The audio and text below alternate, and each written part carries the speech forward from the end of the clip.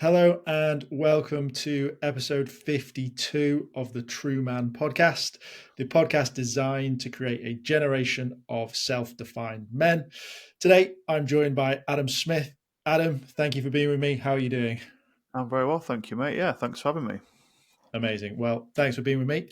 And as always, I'll start with the hardest question on the planet. Adam, in your own words, what makes you a man? What makes me a man? My ability to feel emotion without judging myself. I think that we've been conditioned as men for, well, I don't even know how long, centuries probably, going back even further, for actually having the ability to feel. So it makes me realise that I'm alive when I'm experiencing emotion, good, bad, and indifferent. And also following through with what I said I was going to do. That's also a huge part of things, because a lot of the work that I do with clients is that they have low self-esteem. They have low self-esteem because of the high expectations that are put onto them by society or by themselves. And they set the goal too big because otherwise they won't feel good enough if they don't hit it.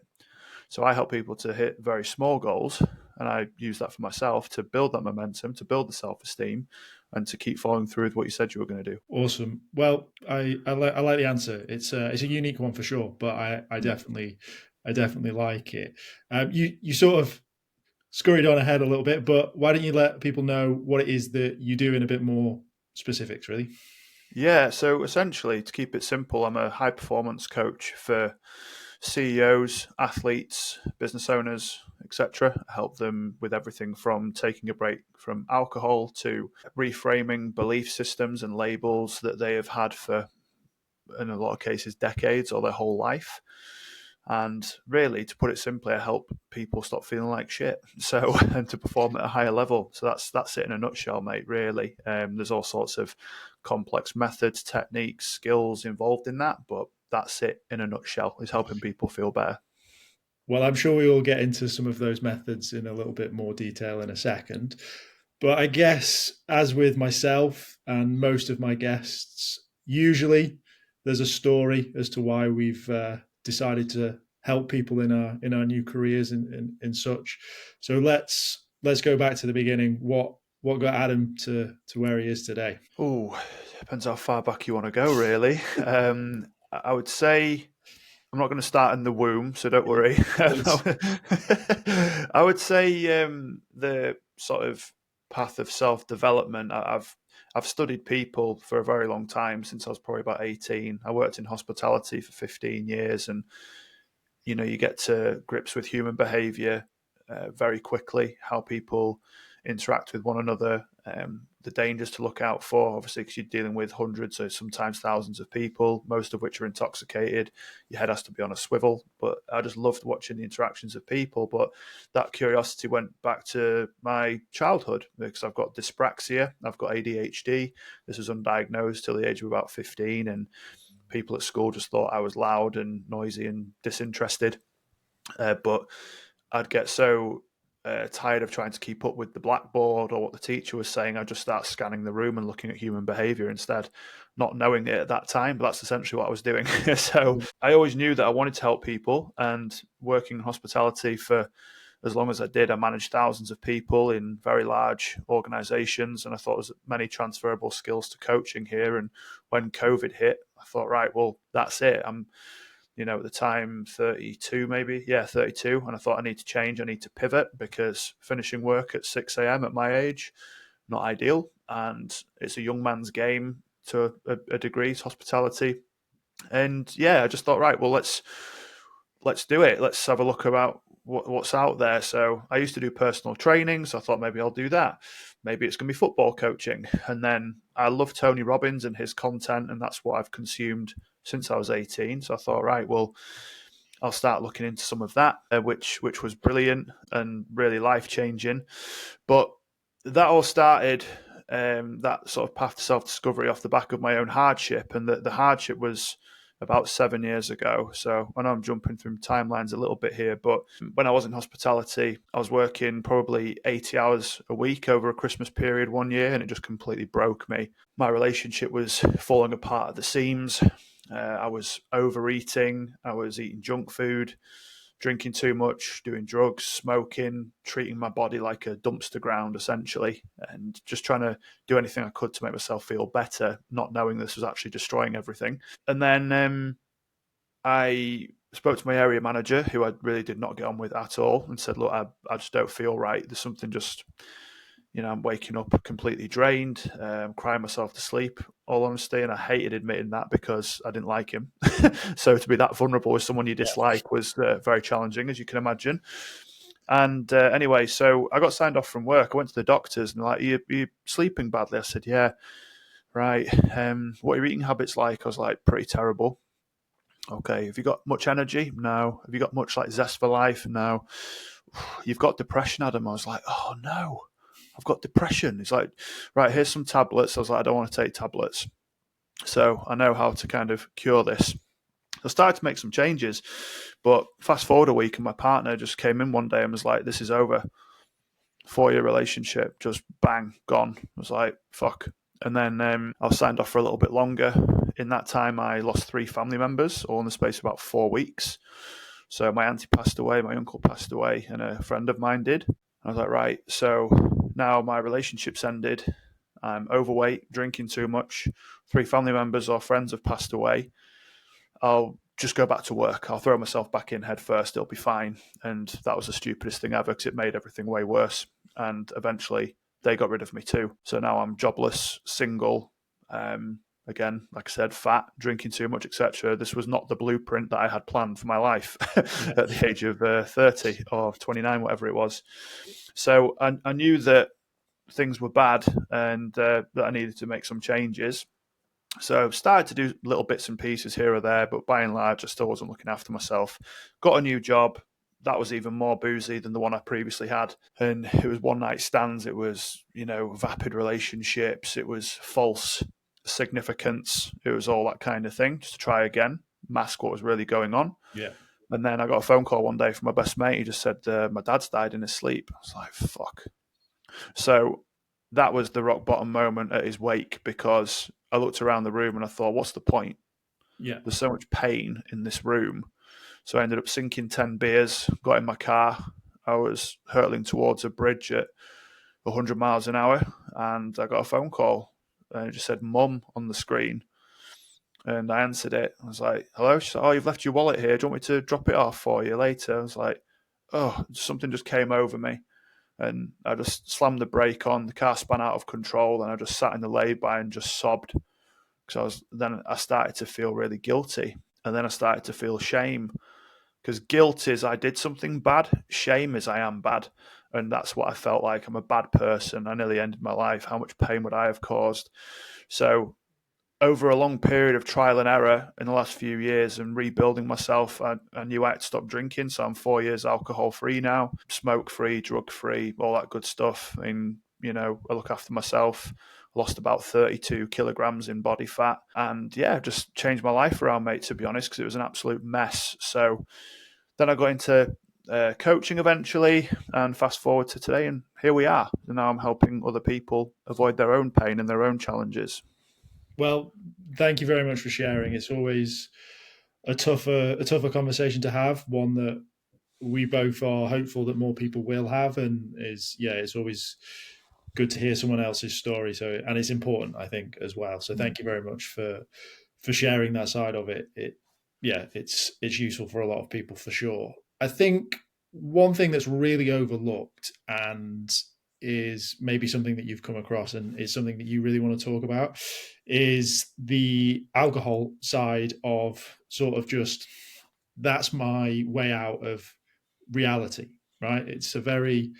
You've got the basic level, which is let's have a beer every night. Let's just open a can or a glass of wine with dinner. And then you've got the extremes, which I'm sure you've seen, or it sounds like firsthand as well. What do you think is needed for men, or what do you think is the reason that men are so easily switched to booze and drugs and other vices as well? A lot of men live a life of quiet desperation. It's a great quote that. I can't remember who said it, but it's so true.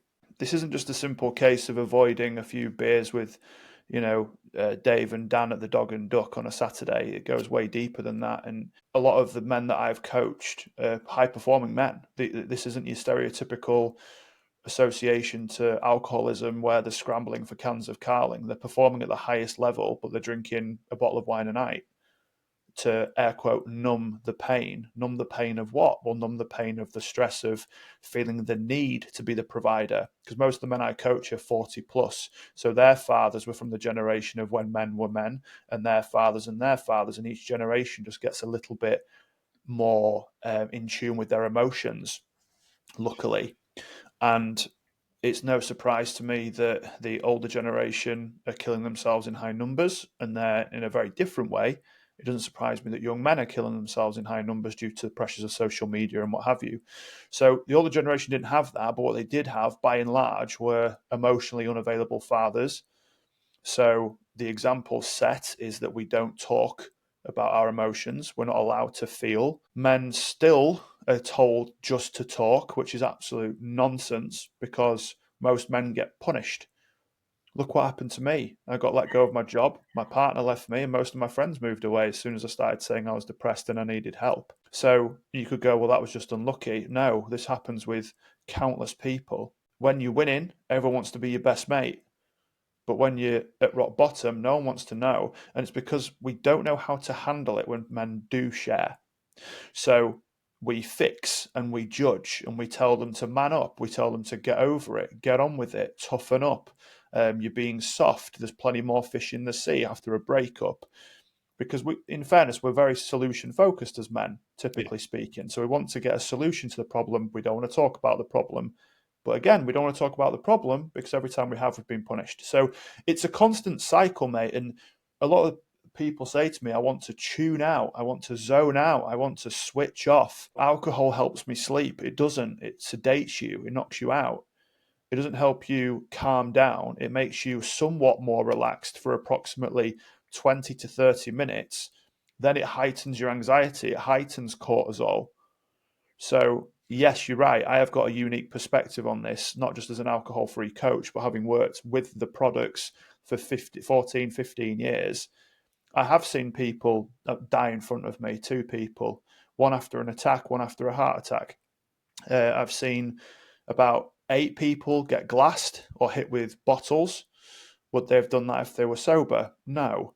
I know people still have violent episodes when they're sober, so I'll understand that argument, but cognitively you're impaired, so people are falling over and breaking ankles, breaking legs, smashing the face on the pavement.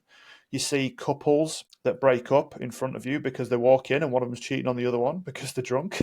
And again, I know people cheat when they're sober, but the common denominator in all of these is alcohol, whether people like that or not. That's the common denominator. And I saw it at first hand, and I don't demonize it. There's some great products out there.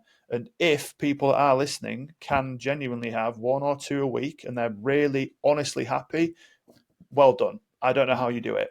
I never figured that out. Not because I was an alcoholic, but I just never figured it out. So I don't judge anyone for drinking, but I've got new information now. And had I had all this information, I think I would have changed it. So that's a very long-winded answer, but I think the short answer is that it's to use to mask emotion because they're fearful.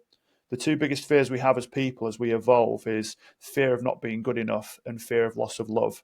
So if I stop drinking and then Dave and Dan stop inviting me down to the Dog and Duck, I'm going to be lonely.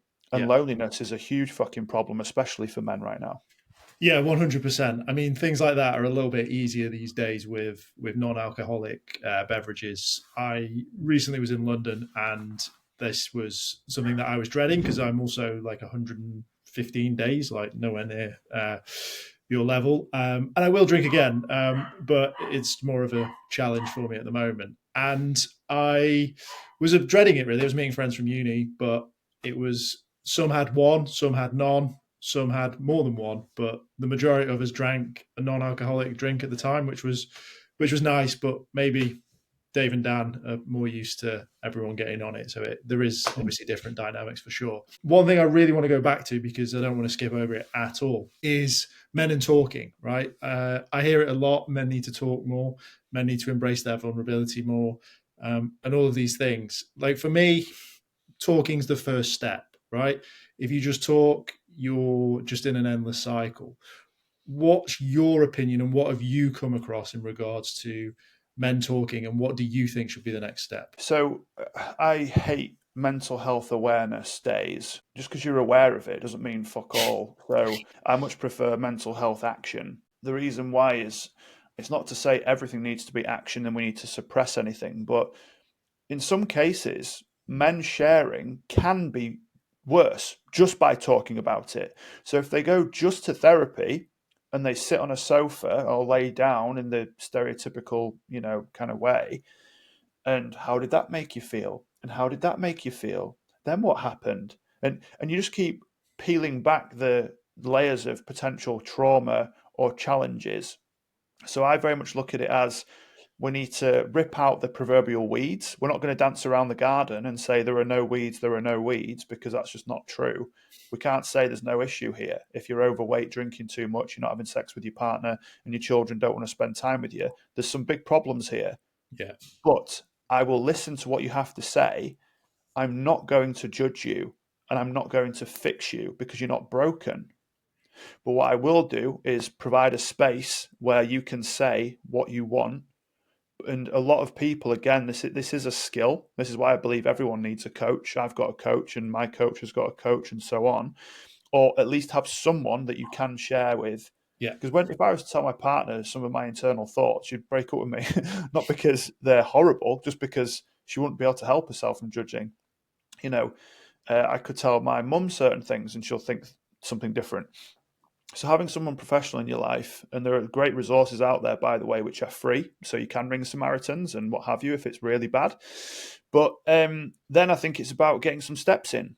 I don't mean, well, in the literal case, getting some steps in, get outside more, right? But there's an enormous amount of problems that can be fixed by getting out in nature, eating a healthy diet, drinking more water, abstaining from alcohol, stop doom scrolling on social media, start to say 2 to 3 things that you're grateful for every day. That's not a huge list, and you're already doing most of it. So maybe we could just add some more helpful steps in. Then, after a week or two of doing that, let's gauge how you feel. Then more stuff might come out. No problem. You've shared. Thank you very much for sharing. What would you like to do about it? I've helped rape victims, cancer patients, people that have lost both parents in a car accident and they had to raise their sister on their own, whatever. I've seen it all, mate. And the one common denominator is that we need a purpose. We need something to wake up for and to get after. Yeah. But that is different speeds for every person, and every scenario is completely different too. So I don't believe in this let's just keep talking narrative. Talk, hold the space, then what we're going to do about it. That's my approach, and it works pretty well.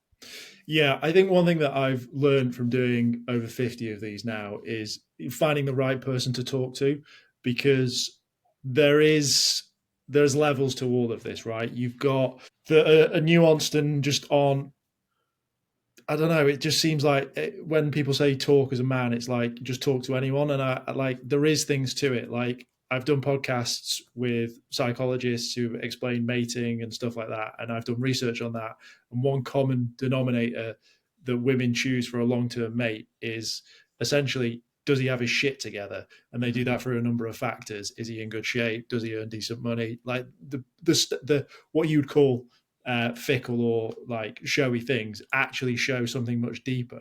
So by breaking that into I'm going to break down and have this, you're actually showing a vulnerability which might not be congruent for a long-term relationship, which is something to consider. And we then go into the complexities of masculine and feminine energy. You might have a more feminine energy in your relationship as a man, and you're actually allowed to do that. But if you don't, then it's not the right person to talk to for sure.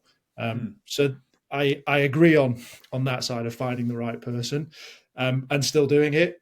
And then it's essentially the steps that I took, right? I actually never dealt with a coach or a therapist. I've just done everything. I believe the internet meme version is raw dog it. So yeah, I'm all. That used to mean something very different to me as a kid, by the way. I know, right? Like it's probably for the best that it's changed its meaning. Still find it funny to say because it still means something to me too. But yeah, that's exactly what I agree with, is just doing steps and doing that. Alcohol's obviously a big one. Let's talk about removing things, because you talk about adding steps. Is it easier to remove things from your life? Great question. I think that if you want to stop something, you have to put in some resistance. If you want to start something, you have to put in some cues, like habit cues. So, for example, this is going to sound overly simplistic, but again, most of the best things in the world are. Yeah. So, similar to what you said earlier about alcohol-free alternatives, that's the 100% the best way short term, unless you are an alcoholic that is, having 8 pints a night and has done for years. Absolutely go to a doctor. But I would imagine most people listening to this podcast, it's probably more middle lane drinkers, right, at best. Some might be completely alcohol-free anyway. But anyway, having alcohol-free alternatives is a great starting point. But getting rid of the alcohol in your house is a great thing to stop, to just get rid of it all. Pour it down the drain, give it to a neighbour, give it to a friend. But if it's in the house, the likelihood of you going back to it is significantly higher. So you have to put the point of resistance in. If your habit is to go to the shop and get a pack of 4, get 4 alcohol-free alternatives. They're right next to each other more often than not. They might be in a separate section, a supermarket, fair enough. But then you can start to do that. Because for a lot of people, it's not actually the alcohol that they're craving. It's the feeling that it gives. It's the placebo effect. So it's the same with junk food. If you want to go on a diet, you don't stand in McDonald's all day, because you'll probably end up eating a few chips after a while. Environment plays a huge part. Some people say, I want to lose weight, but I eat chocolate because the children have it. Well, who's buying it for the children? Yeah. It's you. So you can stop buying the chocolate for the children in such large quantities. If you're having massive family bags of Sensation crisps, can you get smaller ones? It's tiny little things, mate. Honestly, tiny little changes. That's all that's needed. I had a client that wanted to lose weight. He couldn't lose weight because he tried everything, air quote.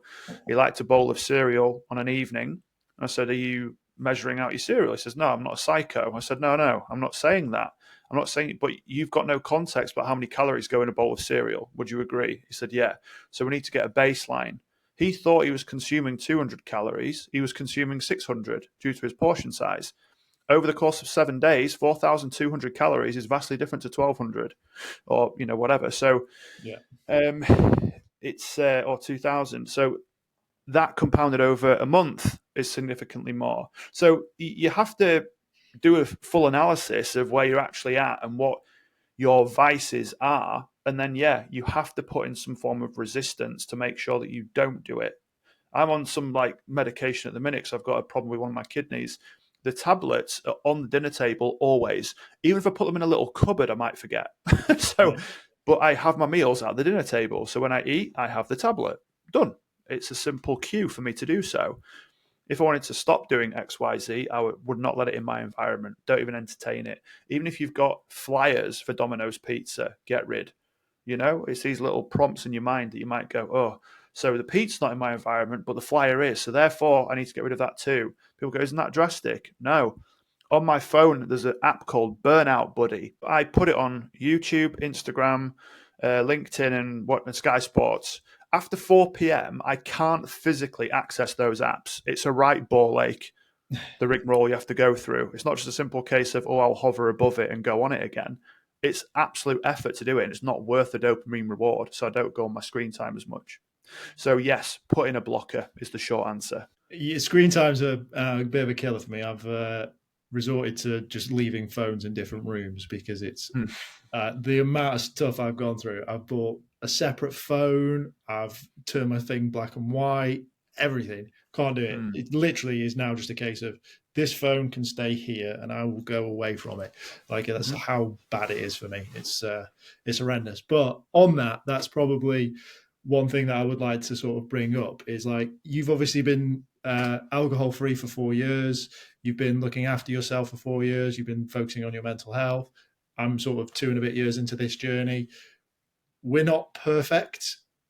Even though we that's sort of, I think that's what a lot of people miss is they see these big figures, let's say a Goggins or something like that, and they go, yeah, but I can't run 100 miles and I can't do this, and you're doing it every day. And it's like, well, no, I'm not. Like, I still fuck up. I still get it wrong. I'm not perfect. Perfection only exists in the dictionary. Yeah, I mean, Simple. simple as that. So, the thing is as well, mate, that perfection is similar to beauty. It's within the eye of the beholder. So what's perfect for your Sunday evening is very different to mine. And I think that a lot of the time, depending on who you follow, when we look at the analysis of when we work with a client, it's not just the diet of what's going in the mouth, what's going in your fucking eyeballs, what's going in your ears, what are you consuming every day? Are you watching the news at 7 a.m.? You've just woken up, you've opened up Instagram on your phone, and you've just invited in 3,000 air quote people, followers, to your bedroom. Before you've even left your bed, you might go on one picture and it might be of your friend and he's in really good shape and his girlfriend's really attractive and they're on holiday together in a nice destination. And you go, oh God, he's so much better looking than me. Oh God, look how ripped he is. Oh God, look how attractive his partner is. Oh, I wish I could go on holiday. Before you've even left your bed. And that's just one picture. Then Yeah, you keep scrolling. News. Oh, loads of children dead in Lebanon. Yeah, it's horrendous. Do you need to invite it into your space before you've even got a chance to open your eyes properly? No. So, but then what I'm getting at is with who you're following. You get to choose, by and large, who you follow. yeah, So if you're following these inspirators, take the best bits of Goggins. Right, he's inspirational. Do I need to be David Goggins to be happy or to be fulfilled? Probably not. So that's okay. And a lot of people compare their reality to other people's highlight reels. yeah, for sure. So they go, oh, I'm fat and miserable. He's rich and happy. I'm a loser. Well, again, they're not that happy, probably. You're not a loser, and it's going to be more than okay. But write down what it is that you want, and then write down why you want it. Start with the absolute basics. What does success look like to you? It's completely subjective. You'll see it, mate. You'll see mansions that have courses out the front. They value the large house, but they don't value an expensive car. Yeah, You'll see other people in modest houses that have a really nice Range Rover. You'll see some people that go to really nice holiday destinations, but go out to the cheapest local food stalls for whatever. But just ask yourself, if no one else's opinion mattered and it was only mine, what do I want? The amount of people that get stumped by that question when they start coaching with me, what it is that you want by the end of this 4-month period? Oh, I hadn't even thought about that. All they know is what they don't want. yeah, And you feel like shit because the reticular activating system in your brain goes to what you say it does. So if you say, don't think of a pink elephant, don't think of a pink elephant, all you think of is a pink elephant. yeah. Oh, I don't want to feel like shit. I don't want to feel like shit. Why do I feel like shit? Right? So maybe replace it with, I want to feel great. I want to get outside. I want to start looking after myself a bit better. So I like this analogy a lot. It's obviously we lived originally with like keeping up with the Joneses, and now obviously it is keeping up with the Kardashians. Social media has magnified the best of the best. So yeah, it's really important to sort of reframe that and come up with your own thing. I I've done a lot of work with people, and specifically, I've had this conversation with my brother as well. He's subsequently changed, but he was like, "I need to earn 100 grand a year," and I was like, "Okay, spend it." And he was like, "What?" I was like, "Spend it." He was like, "What do you mean?" I was like, "Well, if you need 100 grand, what are you spending it on?" And he was like, "Oh, I was like, "You might need more." You've not even told me. You've just someone somewhere has told you need to earn 100 grand, and you're now that's what you need to do all of a sudden, and you'll never earn it because it's not your thing.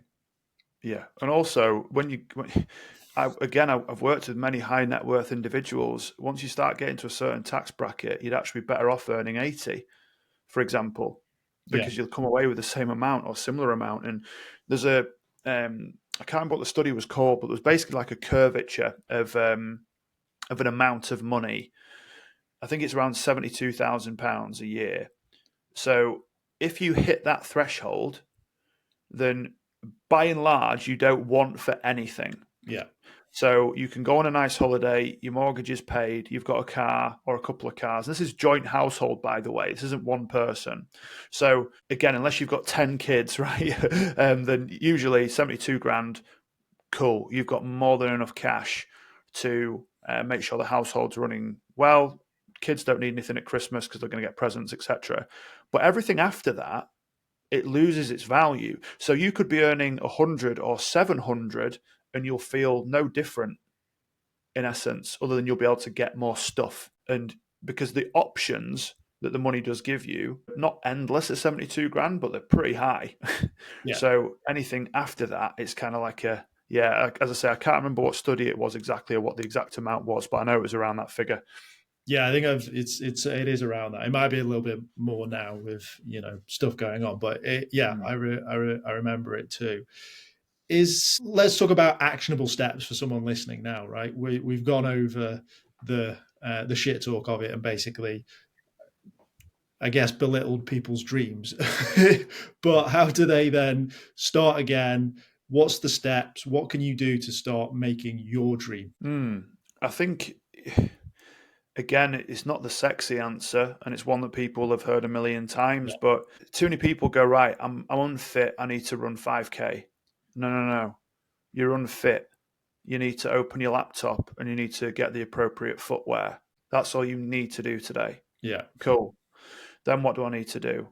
I need to get outside and I need to walk for 10 minutes. Can you do that? Well, yeah, sure. Great. Congratulations. You've built self-esteem. But what we do is we operate in extremes. I'm miserable. How do I get ultimate joy? Or I'm feeling pretty miserable. How do I feel a little bit better today? 1% better than yesterday. So if you're going out for a walk for 10 minutes today, again, I know this isn't directly with percentages, but can I walk 10 and a half minutes tomorrow? Yeah. Can I go out for 11 the next day? In 3 months from now, you might be able to go, you know what? I feel like jogging. So rather than going on an hour walk now, I'm just going to jog a lamppost, walk a lamppost, jog a lamppost, walk a lamppost. Then I'm going to do that for 60 to 90 days. Then I might be able to complete a 5K. Now I've completed a 5K, perhaps I can start to improve my times for 5K. Once I can do a 5K at a good time, then I can extend to 8K and so on. So let the compound effect do its work, but to put it in absolute basic, simple terms, to work out how much water you need to consume, you need to do around 25 kilograms, 1 litre per 25 kilograms of body weight. So again, if you weigh 75 kilos, drink around 3 litres. If you've got a very active lifestyle, you might want to increase this. But if you're not drinking any water now, start with 1 and do it over the course of the day. It's 2 pints, 1 litre. People have no issue drinking 8 pints of beer on a Saturday. So maybe we could drink 2 or 3 pints of water, right? Can you eat a little bit healthier? If you don't know how to, get on the BBC Good Food website, type it into ChatGPT, go onto YouTube. We don't lack resources. We lack resourcefulness. There's a huge difference. And, that is the simplest thing you can do is just eat a bit better, drink a bit more water, and just get outside. That will compound into so many other positives I can't even tell you. Then you can get into more complex stuff like putting in boundaries, using crystal clear, effective communication, goal setting, journaling, what have you. But the absolute basics or essentials, if you want to frame it in a more helpful way, are those 3 things. Yeah. But a lot of people don't even do that. Is it stuff to do with like get rich quick and Beachbody ready in 6 weeks? Everyone wants the result, not the work. Mate, people will pay 10 grand to get liposuction. They won't pay £10 a month to go to Pure Gym. Yeah. So, That's Uber, Amazon, Netflix, everything's at the click of a button. You'll see some people that go on a flight and, Wi-Fi might be down. Oh, fucking Wi-Fi's down. You're in a metal tube in the sky. It's pretty impressive as it is. Yeah. So, maybe we don't need the full connection to your TV just because you think you're missing out on something. So I think that a lot of the time, one of the biggest things people are missing is gratitude. They're looking for everything now and want it fast because they're not willing to look in the mirror and go, this is pretty good as it is. Yeah. I've obviously been doing this for a couple of years now, and I think one thing that is I've already said is like I'm not perfect. I'm never going to be perfect. As you said, it's only in the dictionary. I always try new things, test new things. I fail things. Like I've been trying to stretch more. I'm still still can't touch my toes. Like I'm Mm. horrendously inflexible. I'm still trying to find a way to incorporate some form of stretching into my day, my week, whatever it looks like. For me, I'm behind where I want to be, but I know that I'm trying to make it a habit. I'm trying to make it something because I know I need it. And I think I heard a quote which was like, you're building a life, like it's going to take a lifetime. Like you're never gonna, there is no, this is the morning routine and now you're away, because it's going to change. Like life changes. You might get kids, you might get a partner, you might lose a leg, like anything can happen, right? It's such a weird narrative, but you're right. That's the essential, the base level, and that side of things. Now we've got a couple of listeners, probably a few more, that might have already got all this and say, "Thanks for teaching me to suck eggs for the first Correct. hour." But let's sort of look at the sort of next stages, I guess, and sort of see what is it once we've got that foundation in place. Where do you want to take clients, and where do you want to push them onto? So again, we get the basic foundations put in. Again, I'm not a personal trainer, so when I keep talking about eating healthily and drinking healthily, it's mind-body connection and all that good stuff. But what you are consuming could be contributing to the fact you feel like shit, and you don't want to make anything worse. So getting the right amount of sleep is imperative. Prioritizing sleep I'd say sleep is the most important part of health. The reason why, you could go a day without water and you'll be fine. You might have a bit of a headache and a dry mouth. You could go a day without food and your stomach might be turning a little bit. You can have a day without exercise and you'll be fine. Try go a full day without sleep and tell me how you feel. There's a reason why they use sleep deprivation as a interrogation tactic. So, because again, the impact it can have on your cognition, on your productivity, your energy levels, weight loss or weight gain, etc., is stark. So, doing a little bit of studying into sleep. Matthew Walker is a sleep specialist. He's got some brilliant content out there that I'd recommend people start consuming.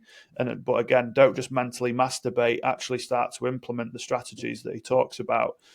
It's all the things of avoiding caffeine after 2 p.m. If you're going to bed at 10, it's avoiding screens an hour before bed. It's, don't sleep procrastinate on an evening, just doom scrolling and heightening your anxiety, etc.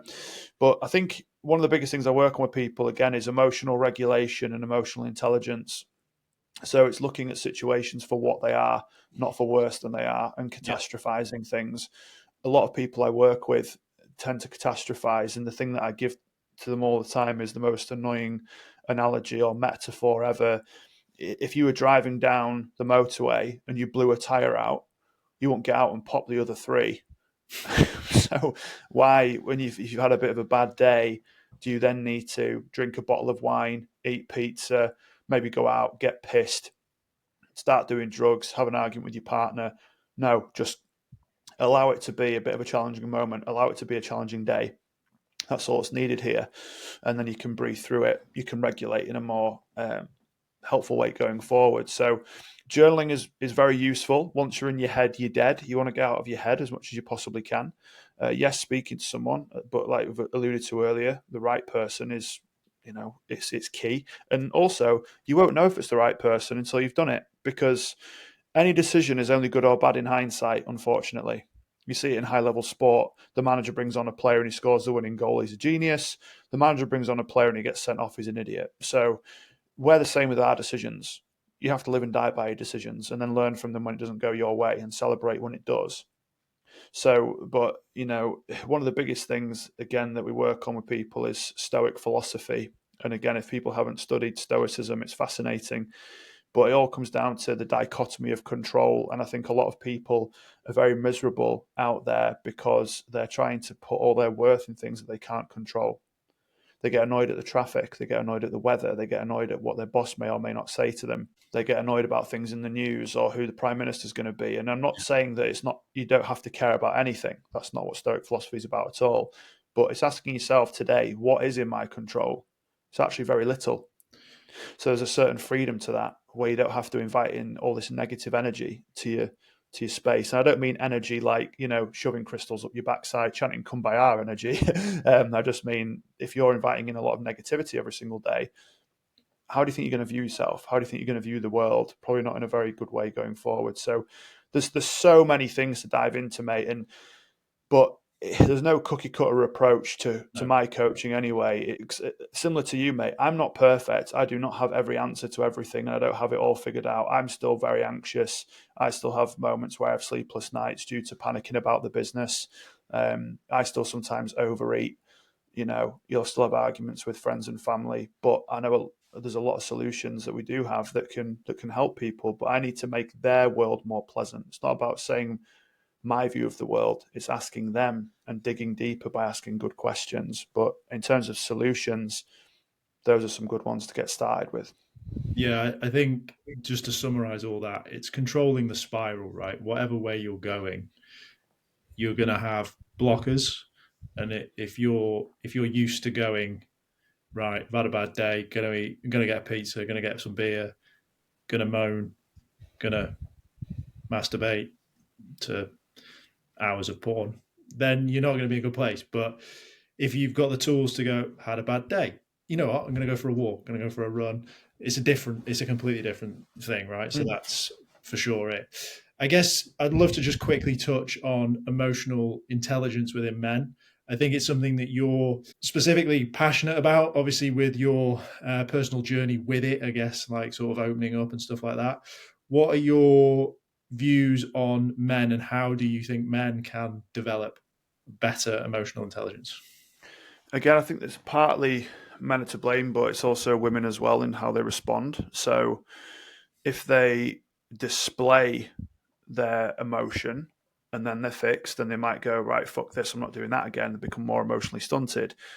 If you do have a partner that isn't emotionally available and they do judge you, you're not in control of how they respond. You're in control of your response. So again, dichotomy of control.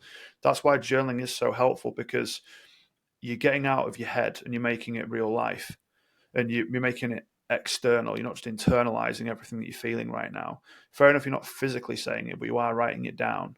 Yeah. And I think that's one of the huge blockers that men have. So it's not a dear diary, right? Like the old teenage films would suggest. It's just saying, you know what, yesterday I felt really overwhelmed. I'm supposed to be the provider, and I lost that new client, and I thought it was going to be a mega deal that I could take my kids on holiday, and I feel really guilty about it. Okay. So, but a lot of the time, mate, it comes from judgment. If we replace the judgment with curiosity, because judgment is, why did I do that? Why am I like this? Yeah. What is wrong with me? Curiosity, I'm wondering what I can do tomorrow instead. I'm wondering how I can make this more helpful. I'm wondering what a more helpful thought is. That, by the way, is the single best question you can ask yourself. What is a more helpful thought? It's not false positivity, rah, rah. It's just more helpful. So, for example, we do men's retreats, and year one, we had 10 people signed up, and a month before, 4 dropped out. I rang my coach. I can't fucking believe this. We had 10. Now we've only got 6. He went, stop. What's a more helpful thought, Adam? I was like, we've got 6 people on our first retreat. He went, there you go. What's another more helpful thought? I was like, we're going to get more time with the delegates. Yeah. What's another more helpful thought? They'll probably get more connection time with each other. The testimonials are certainly going to be stronger. Great. There you go. So we can do that. And, yes, if you put anything to the extreme, it sounds stupid. Yeah. Oh, my mum's just died. Oh, great. What's a more helpful thought? It's day-to-day shit that we deal with as men. It is the societal pressures. It is your friends negging you about how you look. Men have no problem with this, by the way. Women don't do it to each other outwardly. Men do. You walk in at the pub, and the man, it's not like, ha ha ha, look at your shirt. They're like, oh, look at you, you fat bastard. That's what's not all, by the way. I just want to clarify that. Not every men group is like that, but I've seen it firsthand countless times over the years, especially in bars. But that guy whose shirt you're taking the piss out of, that might be the only shirt that he feels comfortable in. Then he goes home and might not literally cry himself to sleep about it, but a lot of men are smiling in the light, but they're crying in the dark. So I think that we do have a responsibility to our fellow man, Yeah. number one. Number two, look at it for what it is, not worse than it is. Number three, keep asking yourself what's a more helpful thought. Number four, journal or speak about it to someone. Yeah, just keep being curious, asking yourself what and how questions. I'm wondering what made me not do that today. I'm wondering how I can make it better tomorrow, not why. That's the worst question you can ask yourself. Yeah, I was sort of going to ask about your interpretation of all this in regards to sort of toxic masculinity, specifically stoicism, but I feel like you've answered that in the way that it's like essentially use your common sense when using it. Like don't you again goes back to this first the bit of the conversation we had, which is like this is not a rule book. These are concepts that you can try and see if they work. So Correct. I think you answered it quite nicely, which well, without answering it, if that makes No, sense. I appreciate that, mate. I think when people say to me, "What's your thoughts on toxic masculinity?" I just say, well, "What does toxic masculinity mean to you?" Most people can't even answer me. They don't even know what it means themselves. It's just a phrase that gets thrown around to make men seem worse than they are. You know, again, women can have masculine tendencies and masculine energy if you were to label it by gender. So, it's like mansplaining, man-terruption. And while I don't advocate for men belittling women at Yeah. all, and I certainly don't advocate for men interrupting women in meetings and talking over them, why do we have to put man-terruption on it? Because it implies every single man does it. Yeah, That's the issue I have with it. yeah, there's a few things around that. One that really pisses me off is Manosphere. One, because it's a really good name and I want it back. Like it shouldn't be used over there as toxic. I want Manosphere for what I'm doing, what you're doing. I want it to be this is the Manosphere, not Mm, toxic. So I'm going to try and mm. claim that back slowly. I agree. It's you can't just stick a man or even a woman in front of something else and say that it's the whole Yeah, thing. you can also have toxic femininity if you really. Yeah, Why does everything have to be toxic? When people use the word toxic, it's just so overused. And I'm obsessed with the language and the words that we use every day because it drives our thinking. And a lot of it starts with labels, then it becomes belief, then it becomes action, then it becomes results. So if it's just toxic masculinity all the time, you're like, well, is it? yeah. Or were they just saying how they felt? No, I think weaponization of words is becoming very dangerous, especially in the mental health space. That's probably my biggest thing is like I'm all open for open discussion and an understanding, but it's like actually gauging it. It's very easy to go, I'm depressed. Mm. Are you? I'm anxious. Are you? Like you're belittling people that are depressed and are anxious because you've had a bad day. There's a That's it. You might just be sad. You might be overwhelmed. I think we need to be more intellectual about the labels we attach and more intentional. And as you've alluded there, I'm concerned about my meeting tomorrow with my boss because I've got no context to it. It doesn't have to be, I've always struggled with crippling anxiety, yeah, for example. It's just simply not true and it's not helping you unless you were born with an anxiety disorder, which is extremely rare. This is a learned behavior. You've perhaps developed a strategy that's unhelpful for dealing with moments when you feel anxious. That's what's really going on. So maybe there's some strategies we can deploy. Maybe we can focus on some meditation and some deep breathing. Maybe we can get outside in nature today and eat a good diet and not scroll on fucking social media leading up to it. So yeah, I'm with you on that, mate. The extremity of labels is out of control, and I think it's also just not helping anyone. no, I think yeah, it's not a world I want to live in for sure. I'm trying to reduce it, like for better or for worse. I think there's a right time and a wrong time to use certain words, and yeah, I think it's that's where the education starts for sure. I guess on that, in regards to yourself, what do you think is being done well in the men's space, or what do you think there needs to be sort of more of in the men's space? There are some great movements out there. Things like Andy's Man's Club has saved lives. Men's retreats are becoming more popular. Podcasting from people that don't have ridiculously over the top views for clicks. Because everyone just points to things like Andrew Tate. Andrew Tate's toxic. No, he isn't. He has moments of saying things that can be. Unfortunately, he decides to do it more frequently than others. Yeah, But not everything he says is toxic. Vladimir Putin is not all bad. His horses don't think so. Right. So I think that there is a lot of good stuff happening that's getting better, and it is just going to take a bit of time. So yeah, there's more sort of sports clubs. There's running clubs for supporting men with their mental health. which I think is brilliant. It's a great step in the right direction. And while I don't want to contradict myself and say it's just that, oh, men just need to talk, but I think it's more than that. I think it's a camaraderie thing. I think it's a brotherhood thing. It's an ally thing. It's I've got someone else going through the same thing as me thing. And that's why I think things like Andy's Man's Club, for example, I've no affiliation to it, by the way. I just see it everywhere. I think it's great.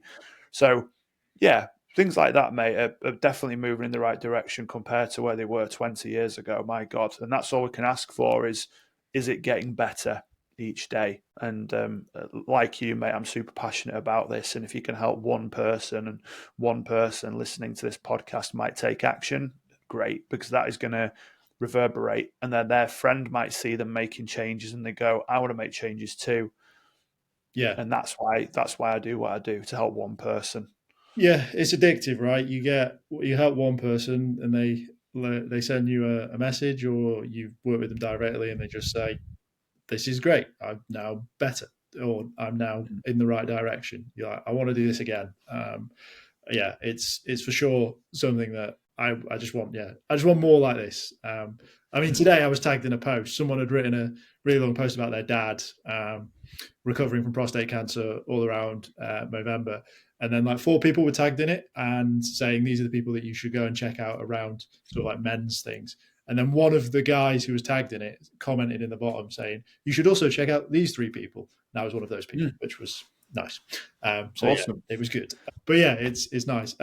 Adam, genuinely, I could talk to you for hours and hours and hours, and it probably will happen again, either as a recording or just in general anyway. But what I'll do is I'll leave the final segment of the podcast to yourself. I'll let you wrap up, let people know where to find you if they've liked what they've heard. And yeah, thank you once again for being on. Yeah, thanks, man. Thanks for having me. It's been a great conversation, and you've been a great host as well, by the way, asking good questions and allowing me to answer. So thank you for that. LinkedIn, unfortunately, I've got a very common name of Adam Smith, but if you type in A Game, it might come up, Adam Smith A Game. We're on TikTok as A Game Consultancy.